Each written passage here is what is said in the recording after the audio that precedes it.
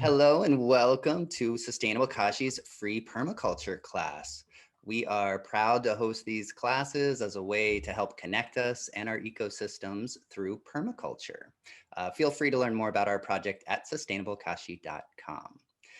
Today, we're talking about the art of fermentation, and I'm really excited to have the person who taught me how to ferment and make kombucha, Daniel.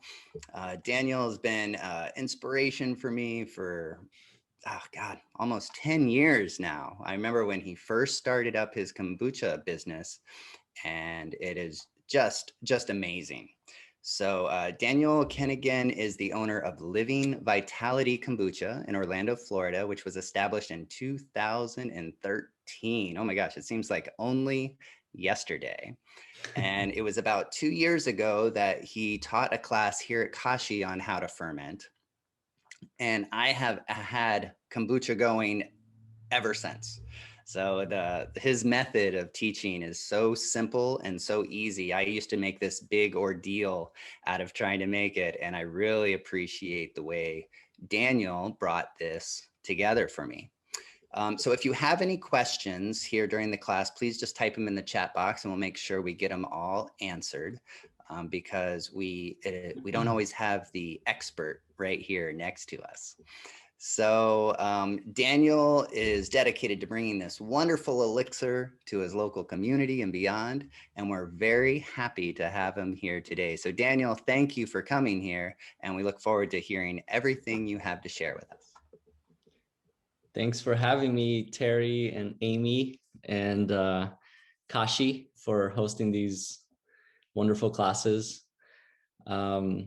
Like Terry said, I've been fermenting kombucha for almost 10 years. I think I started at home up in Massachusetts in 2011.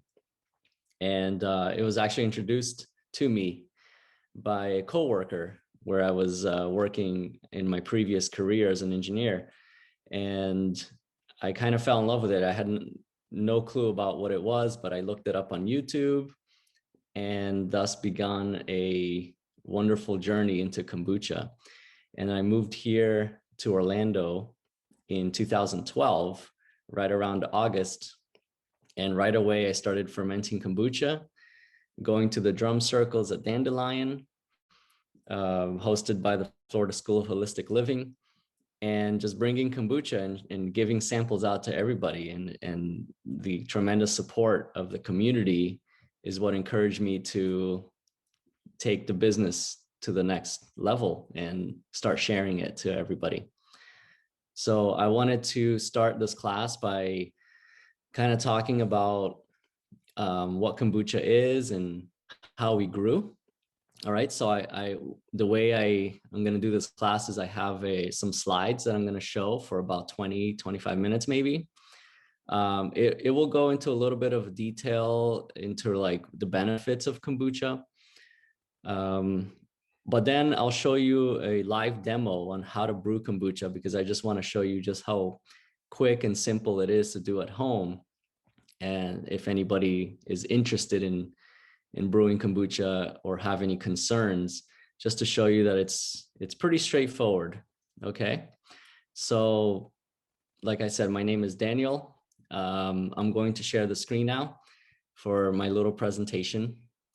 And if you have any questions, please type them in the chat and we'll get to them after the demo, okay? All right, so I call it the art of kombucha fermentation. And you may be wondering, why do I call it art? And it's because anyone can make kombucha. Everyone makes it differently, just like art. And you get better with practice. So the more you do it, the simpler it gets and the more creative you can get. So I call it an art. Art is also a form of technology and magic. And that's somewhat of what happens within kombucha in the fermentation process. It's really wonderful. So here, this next photo is my brewery. This is where we're currently located. We moved here in November of 2019. So just a little under a year and a half ago. with the intent to expand. So we grew our company, we moved basically 4 times along the way. Since we were established in 2013, we started here in Orlando, Florida. We've been brewing since 2011, personally at home. And I started in my kitchen. Since then, we've expanded 4 times. And now we're currently here in this 3,200 square foot brewery in Orlando, Florida. And our method of growth was organically. We basically grew out of the demand for kombucha in our local community. I wanted to talk about my core values. Number 1 is product quality. We don't want to compromise the quality of our product for any reason whatsoever, cost or any other reason. Customer service. We want to make sure our customers are happy, they get what they want when they want it. Sustainability. So our model was to serve kombucha on tap so that we can have refillable love jugs and people can reuse the glass bottles and have them refilled at several locations around Central Florida. Community, we host a lot of events. We do a lot of online classes and teaching, and we open up the space for small events where folks can show their art, whether it's yoga or drum class. So we are definitely very community oriented. And simplicity. We like to keep things very simple and clean. We believe that the simpler the process, the more resilient it is, and the cleaner the kombucha is tasting. And we'll show you that simplicity in our demo later. So this is a nice photo I took of our organic growth. Starting on the left, you can see this little 1-gallon jar. Okay, that's what I was brewing in 2011. And then quickly I moved to a 2-gallon jar in 2012. And then I started using 5-gallon buckets briefly. These are brew buckets. They're made usually for fermenting beer or wine. And we grew in 2013 to using 8 of them. So we had about 40 gallons per week that we were brewing. And those orange covers were made by my mom. She's a wonderful fashion product designer and seamstress. 2014, we bought our first kettle, which was stainless steel. And we got 2 of those, and we had a 50-gallon capacity plus the buckets. So we were doing about 90 gallons per week.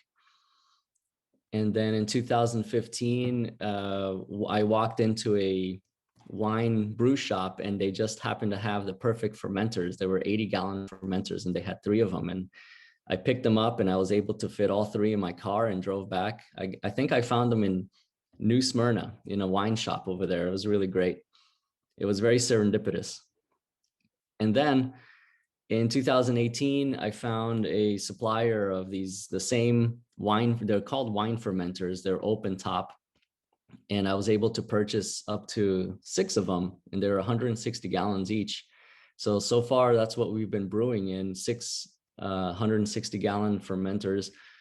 And we actually use the 80-gallon ones, the 3 of them, as our starter batches. So we brew kombucha, we leave them in there to get very, very strong. And we use a certain percentage, about 12 to 15% of it, to start our large batches. So the fun thing about all of these items here is that we still use every single one of them for different purposes now. So for those who don't know, we'll do a little explanation about what kombucha is. Whoops. Kombucha is basically fermented tea. That's as simple as it gets. So the ingredients for kombucha is tea, which is the Camellia sinensis, or green tea, also the black tea or the white tea plant. Water, very important ingredient, needs to be very clean water, filtered, free of any chlorine. Sugar, cane sugar is the best sugar for kombucha because of the sucrose, the glucose and the fructose that's in it is necessary. It's the food for the fermentation. and we use organic cane sugar. And basically the kombucha culture starter, which is previous kombucha or over fermented kombucha. And there's an acronym called SCOBY, and that's the white floaty thing that grows on the top. It's a, scientists call it a zooglial mat. It's basically, the acronym stands for symbiotic community of bacteria and yeast. And it grows on top of every new batch of kombucha. So the more you brew it, the thicker it'll grow. So a quick note on where it came from. The earliest mention was about 2,200 years ago of kombucha in what is now known as the Korean Peninsula. Since then, it's been recorded that it spread west via Manchurian traders through Mongolia and China, and then eventually through Russia, then Eastern and Central Europe. So it basically spread from the Far East all the way west to the European area. And a lot of our grandparents came over from Europe, bringing this kombucha culture with them to ferment here in the United States. And it actually grew in popularity in the 1960s. And then there was actually mention of Reagan, President Reagan, using kombucha to kind of treat some of his health issues in the 80s. And it became popular and actually started being commercialized in the early 2000s through GT Kombucha in California. So a little bit of what happens during fermentation. Okay. We put all the ingredients together and you introduce sugar. So here on the graph, starting on the left side, as time goes on, this is what happens. Your sugar content gets first eaten by the yeast. All right. So then the yeast grows in population, and at the same time, the sugar content decreases. That yeast turns the sugar into alcohol. That's one of the metabolic processes that happens during fermentation. And then at the same time, the alcohol becomes food for bacteria. So as the yeast is consuming the sugar and turning the sugar into alcohol, the bacteria starts growing and populating very quickly and converting the alcohol into organic acids. And that's where you get the acidity from kombucha. It goes from very sweet tea to a balance of sweet and tart. And at the same time, at the end, the yeast produces carbonation. So there's a lot of CO2 that's released during the process. And the result is a fizzy, semi-sweet, semi-tart probiotic tea beverage. And the benefits are there because of the organic acids, which promote detoxification of the liver and antioxidant activity in the body. So here's a little video. I visited a scientist friend of mine, Jeff Trapani, and I took a little sample of our SCOBY, and we put it under his microscope and recorded this little video here. As you can see, like most of these cells that you're seeing here are they're actually yeast cells, and the bacteria cells are about 10 times smaller. They're like the little dots in between each of these cells over here. So most of what you see is the yeast basically consuming the sugar, and then the bacteria is much smaller, 10 times smaller than the yeast. And they're kind of floating in between the yeast cells. So it's a very symbiotic process here. They work together to ferment this product. So a lot of people ask me, are there benefits to kombucha? And I say, yes, there's three main benefits. The first one is it provides probiotics and helps produce enzymes in your body. So this helps reestablish healthy gut flora. It helps your body to achieve pH balance. So it alkalizes your body. It improves digestion and absorption of nutrients. And it's an immune booster because 70 to up to 80% of your immune system resides in your gut. So a healthy, balanced gut means you have a strong immune system. The second benefit is it provides antioxidants.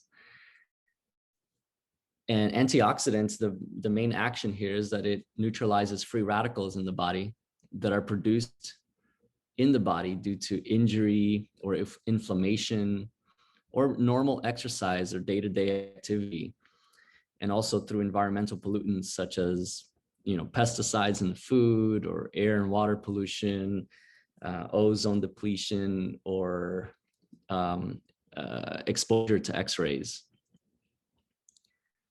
And antioxidants also boost the immunity by facilitating the action and alleviation of inflammation. So it reduces inflammation, which helps to boost your immune system in the long run. And then the third benefit of kombucha is detoxification. So the acids, the organic acids that are produced by the bacteria in kombucha actually bind to the toxins and heavy metals and poisons in the liver. And then it makes them more soluble for elimination from the body. So when you go to the restroom after drinking kombucha, you're actually detoxifying your liver. It's great. So I'll talk a little bit about ingredients and flavoring. Like I said before, the first ingredient is tea. Okay, and the one that's beneficial for kombucha is Camellia sinensis. So it's the same one as the white, the green, or black tea. Also the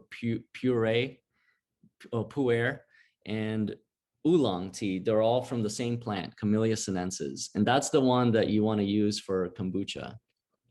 If you want to blend a different one like herbals, definitely make sure you blend it with green tea. Don't use it by itself. Those are any herbals or rubus. And then you want to avoid any teas that have any volatile oils, such as Earl Grey, something that's flavored, chai, ginger. Ginger, you don't want to use as your primary fermentation because it's very strong, sometimes too strong for the delicate bacteria. You don't want to use just herbals or any essential oils or antibacterial such as lavender, oregano, or strong spices. You want to keep it simple for the first fermentation. After it's fermented, then you can go wild and add any flavor that you want, because by then the kombucha is nice and strong. So sugar, like I said before, you want to use cane sugar. Anything that comes from the cane plant, raw sugar, brown sugar, those are all great. You don't want to use, pure honey or pure, they call it pilon or piloncillo, which is like a condensed dehydrated sugarcane juice, because it has a lot of minerals. So you want to kind of break it down with a little bit of like the raw cane sugar. And you don't want to use coconut sugar or corn syrup. Definitely no natural sweeteners or artificial sweeteners, or aspartame or anything like that, because those don't have the glucose or the fructose that's needed for the fermentation process. So just keep it simple with organic cane sugar. And water, you want to use filtered spring or well water or filtered city water. Structured, vortex, living water, all really great. Reverse osmosis, you can use it if that's all you have, but I personally like to have minerals in the water, so a simple, good carbon filter for water is what I like to use, because then we leave the minerals in the water. You don't want to use chlorinated water. If you smell chlorine in the water, what's going to happen is eventually it's going to kill the bacteria and the yeast, and you won't get fermentation, and it'll go bad. Or anything with high alkalinity, because you don't want to use alkaline water, because it'll neutralize the organic acids that are being fermented into the kombucha. And then for the flavoring process, this is after the kombucha is done. There's basically an infinite number of things you can do for it, but I'll give you just a quick rundown of some of the methods we use. We add cold pressed juices to kombucha after it's ready. So basically any citrus, ginger, turmeric, apples, blending and straining. So we take a little bit of the fruit and a little bit of kombucha and blend it with a blender. So things like fruit, citrus, berries, spices, or ginger and turmeric, you can blend as well if you don't have a cold press juicer. And then you can strain it out with a strainer. So another method of flavoring is we boil the kombucha, but we boil a concentrated amount. So just a very small amount. We don't boil the whole thing into our spices or herbs or any pulpy fruits such as berries, like strawberries. It's hard to blend that and then strain it out. So what we do is we boil it to get the strawberry flavor. And then we add that to a larger batch of unboiled kombucha. And that repopulates the probiotics, the live probiotics. And you can hot steep, you can flavor it with other teas, you can flavor it with coffee or herbs such as hibiscus or the local Yopan holly, yerba mate, and florals like lavender, rose, tulsi, mint. More of the ones with stronger essence, such as mint, you can steep it hot and get a good flavor out of it. You can also cold steep it overnight with kombucha. So also coffee, dried fruits, such as dehydrated citrus, hibiscus, fresh herbs. There's many methods. So you can do a combination of methods, and each method is going to give you a different flavor profile because you'll be extracting different things from it, whether it's cold steeping or hot steeping. And you can just add directly to kombucha as well too, such as honey, maple syrup. If you want it sweeter, you can add raw sugar to it, or any extracts that you may make at home or that you can buy, such as vanilla, you can add directly into a kombucha. So what we'll do now is I'll do a quick brew demo. So I'm going to move to my kitchen and I'm going to stop sharing the screen.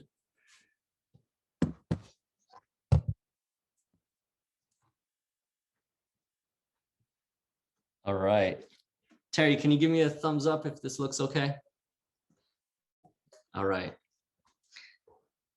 So here we have all of the ingredients that we need for brewing kombucha. All right. And I'm going to heat up a little bit of water because I'm going to brew some tea. So I'll talk about the ingredients. We have filtered water. I have about a gallon here. All right. I have green tea. This is organic gunpowder green tea we use in all of our processes.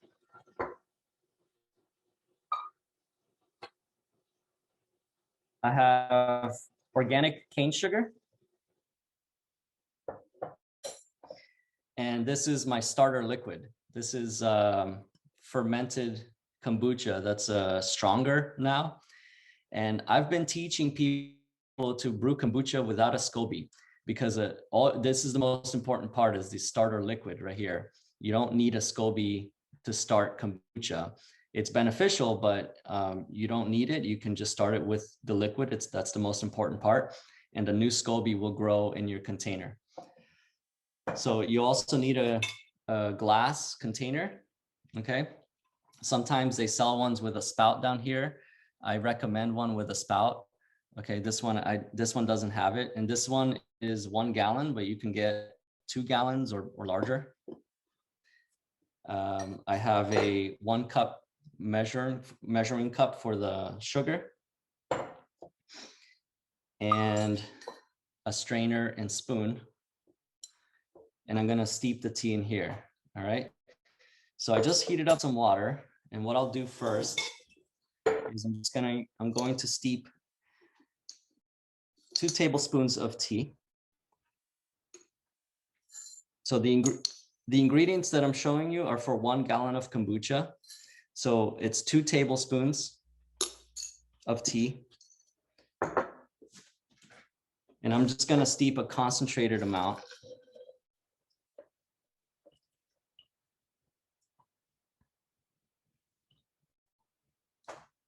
All right, so I'm gonna let that steep for about a minute or two. I'm gonna set it aside, and I'm going to measure out my sugar.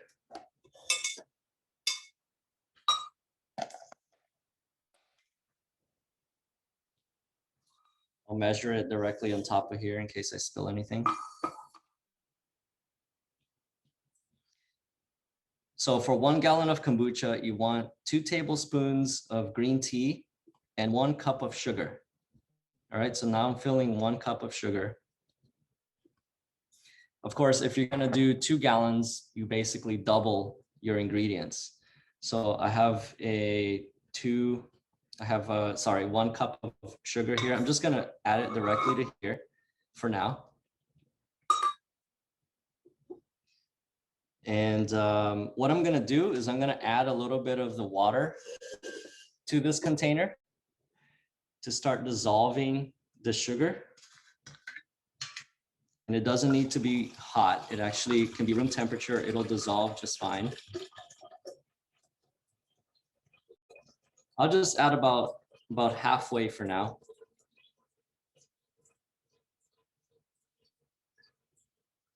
It's probably good. Still good, Terry? The video? Okay, good. All right, I'm just gonna take my spoon and dissolve the sugar a little bit.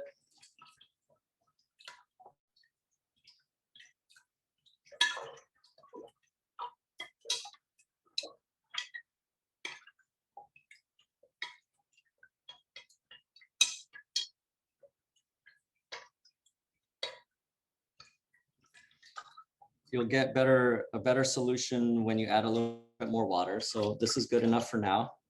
We'll add more water later. All right. So I'm gonna mix my steep tea a little bit.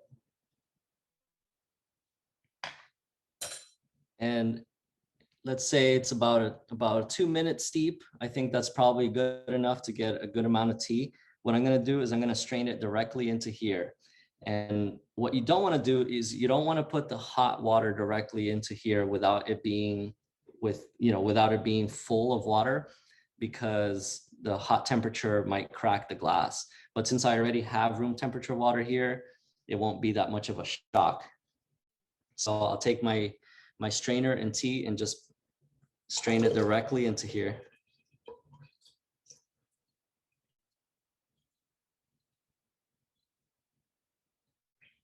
All right, so some people in the past, they have boiled an entire gallon of water, and that takes a really long time to cool down. So what I do is I just steep a concentrated amount and then add it to cool water. All right, so these are just the tea leaves, green tea leaves. Again, 2 tablespoons per gallon. Give it a quick mix.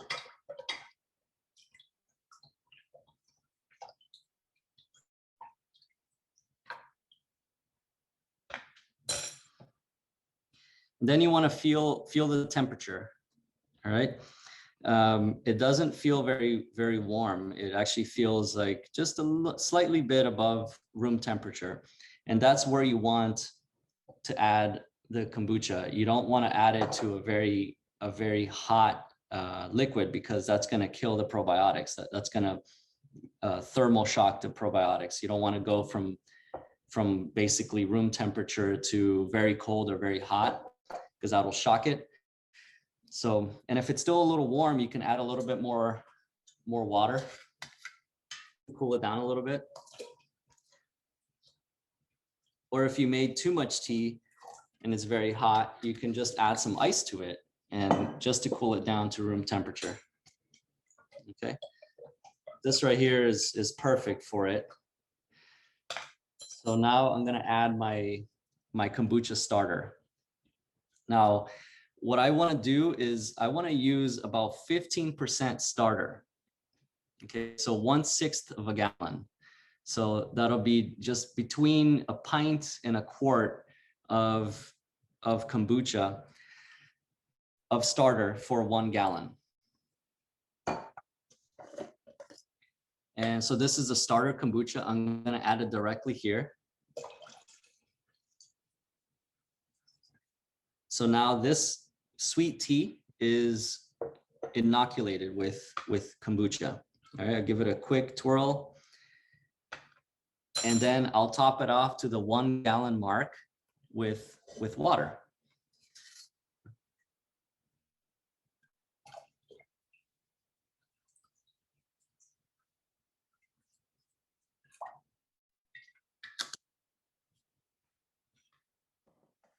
So I'm just double checking to make sure that all the sugar is dissolved, and it looks pretty dissolved. It's very translucent, the water. So we have all of our ingredients in here. We have the water, the tea that's already steeped, the sugar that's dissolved, and the kombucha starter. And now all we have to do is cover it. So this is just a cotton cloth. I also recommend linen, very high vibration material for kombucha. And give it a blessing, you know, say beautiful words to it. I love you. Thank you. I invite abundance into my life.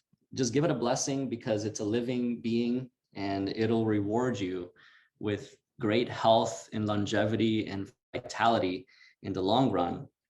Okay, the more you brew it and the more you make it, it's really, really a special journey to brew kombucha at home, and a wonderful practice of art and intention. So where you want to leave this is on your kitchen counter, away from direct sunlight. So you can put it in like any location, any corner over here. You don't want to leave it. A lot of people say, you know, oh, you should put it in a dark cupboard or a dark cabinet or something. I don't like to do that. I like to see my kombucha every single day. So I just leave it away from direct sunlight, like not on a windowsill or something. So I just put it somewhere where I can check it every single day, because what you're going to see as time goes on is you're going to see a little SCOBY growing on the very top. It's going to start off as a very, very thin film, very thin, growing at the very top of the kombucha. All right. And then after about a week or so, it's going to be about 1/8 of an inch, and it's going to be on the like more white side. And at that point, what you want to do is you want to take a clean spoon and you want to taste it. So you push down the SCOBY, you take a little bit, a spoonful, and then you give it a taste. All right. So what you want to taste for is a nice balance of sweet and tart. You don't want it too sweet. You don't want it too sour. If it's too sweet, cover it back up and then let it ferment for a few more days. The first time you do it, it's probably going to take longer than usual, because you don't have a large SCOBY developed, and your starter needs to acclimate to the new environment, to your home environment. After a few rounds of making kombucha, it'll be very consistently done in about a week. So when you make a batch of kombucha, whether it's 1 gallon or 2 gallons, it should be about 1 week for it to ferment. Okay. Keep it covered with the cotton cloth, because you don't want anything to land in it. This will also keep any fruit flies away from the kombucha, or anything from falling inside. And you don't want to move it around too much. Once you set it in one location, leave it there for about a week. Don't move it too much, because the SCOBY is growing on top. All right. And now, lastly, the most important part is when you're ready to harvest the kombucha, you always want to leave the same amount of starter for the next batch. So don't drink it all. Save yourself about 15% of starter, okay, between a pint and a quart per gallon of kombucha, maybe about 24 ounces or so. And then the rest, you can do whatever you want with it. You can drink it right away. You can drink it at room temperature. You can put it in a jar and add flavor to it, and then put it in the fridge to drink later. You can bottle it with pop top bottles that are, easy to open and close, or any jars that have lids. Okay. These will allow you to build carbonation if you close it and then leave it on your counter. That's what's called the second fermentation process, where the ferments actually start to build carbonation and you get the fizziness of kombucha. When you add fruits or ginger or honey, anything to it actually promotes more carbonation. So you want to check that. You don't want to leave it for a week. You want to check that almost every day. Just kind of burp a little bit to make sure that the CO2 escapes, so that you don't have like over pressurized container. All right. But again, always leave a little bit of kombucha for the next batch. And then what I like to do is I like to clean the jar in between every single fermentation batch, so that I don't have too much yeast buildup on the bottom. And then I start the process over again. All right, so I transfer just a clear liquid into another container, such as a cup like this, with the SCOBY. I clean it out, you can rinse it, wash it with vinegar, that's totally fine, and then start the process all over again. All right, so that is the simple process of making kombucha at home. And I'd love to open it up for any questions that is you may have. Wonderful, Daniel. Thank you so much. Your method has taught me a lot, because one, that just making 1 cup of tea instead of a whole gallon of water just saved me so much time, and it's just so much more simple. And then using just the kombucha instead of the SCOBY made everything much cleaner, and I actually noticed the flavor was a lot better. Yeah. So thank you. I've had this kombucha going now for almost 2 years since you started. You taught me how to do it, and it looks so clean. It's beautiful. It's beautiful. I do about a gallon every week, and I do feel great. Nice. So we do have some questions for you. First of all, you had mentioned that you use the green gunpowder tea. Mm-hmm. Do you find a difference between the black tea, the green tea, and the white tea? Yes, I do. There's actually a big difference between the green and the black that I found when I fermented kombucha. I actually switched from black to green because the black was, one, I felt like it had more caffeine. It was keeping me up at night. And the other thing is that it would make a very strong tasting kombucha, and I wanted something a little bit lighter for the other flavors that I add to come out more. So the green tea actually was more of a balanced kombucha, not as strong of that fermentation taste or smell.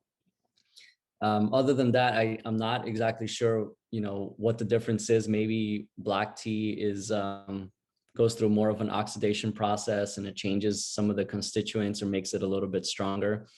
But there was definitely a big flavor difference in when I brewed with black tea versus green tea. I actually have not tried it with white tea yet. Perfect. Perfect. I wanted to learn from some of your mistakes. Have you found things that do not make good kombucha ingredients?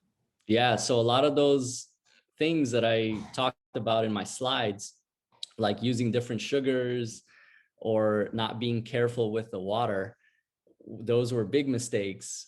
One time, I think it was back in 2015, I lost almost all of my kombucha because my filter went bad, and I didn't realize it until we had already fermented most of our kombucha, and everything went kind of funky.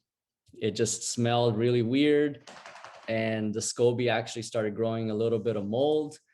And I was like, oh my God, what's happening? And found out that the filter needed to be replaced. And luckily we had one batch that was still strong enough and endured.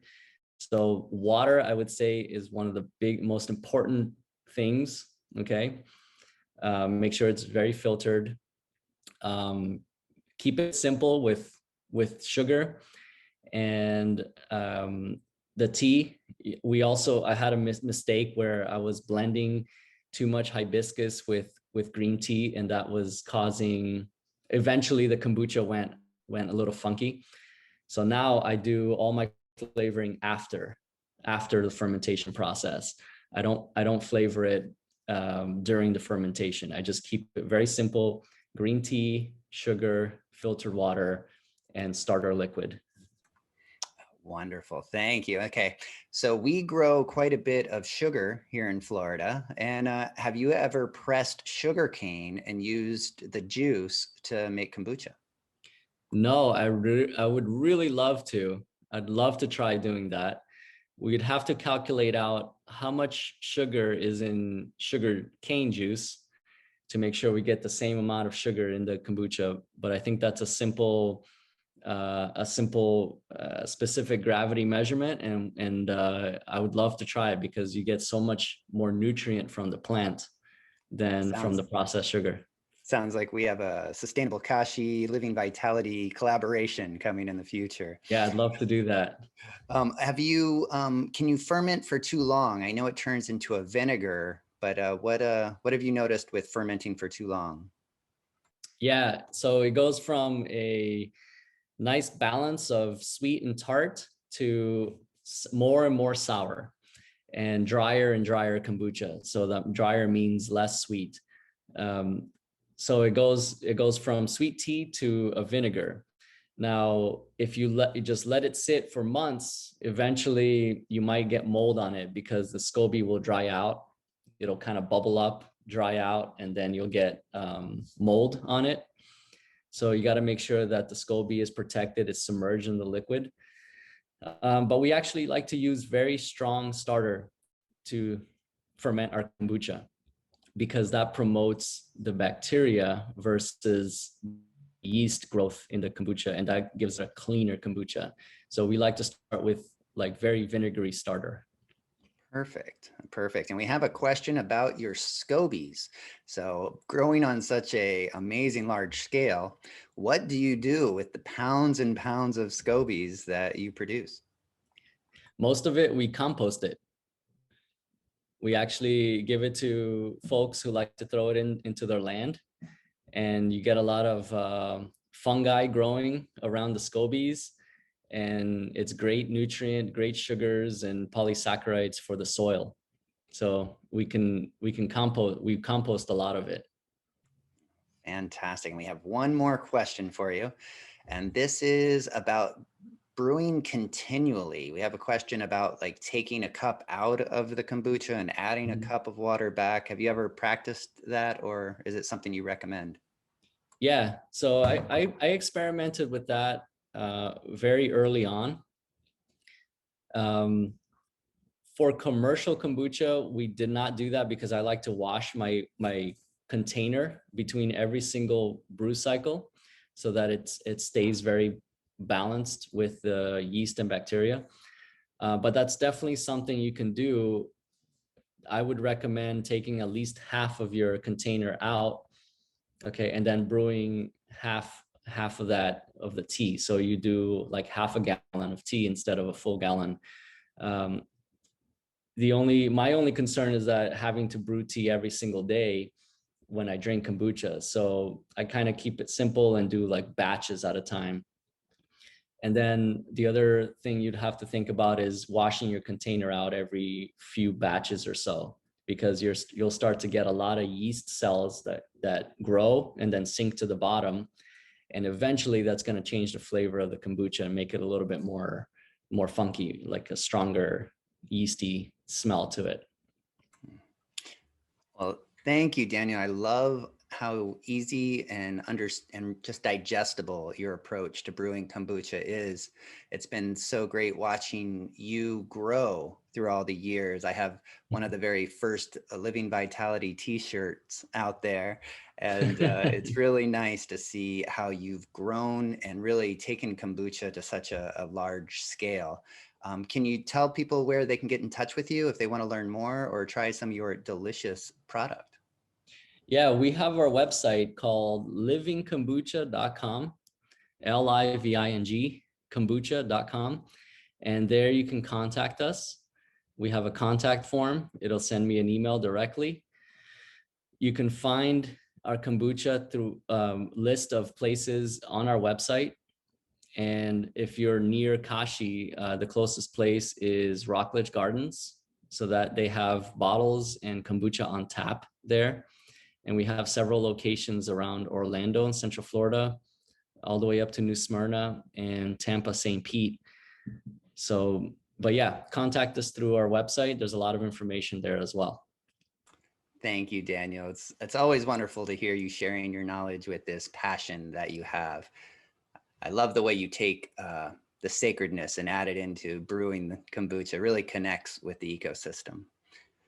I would like to invite everybody to share your biggest takeaway to our Facebook community group. We'll post there to talk about this if you have any more fermentation or kombucha questions. I want to thank Amy Zelt for being behind the scenes, making all this magic happen. And I want to thank all of you for making this happen. It's because of you that we're sharing all this information. Your donations, your time, and your passion is what makes these calls happen. So this video will be uploaded to YouTube if you missed anything or want to watch it again. Next week, we're going to have Judy Golko talking about how to get along and get things done in social permaculture. She's an amazing human being, and we're happy to have her on. Really, in permaculture, one of my biggest problems is what to do with the abundance. What do you do when you have 100 pounds of carrots come in? Or what do you do when you have all this beautiful, beautiful kombucha to drink? And fermentation really addresses this so beautifully, from sauerkrauts to kombucha to composting scobies. It's really wonderful when we reconnect to our harvests and just make yields out of all this amazing abundance. So I'm looking forward to sharing abundance with each and every one of you, and look forward to spending more time with you next week. Have a wonderful day and see you soon. Bye. Thank you, Daniel. Thank you, guys. Thank you for showing up.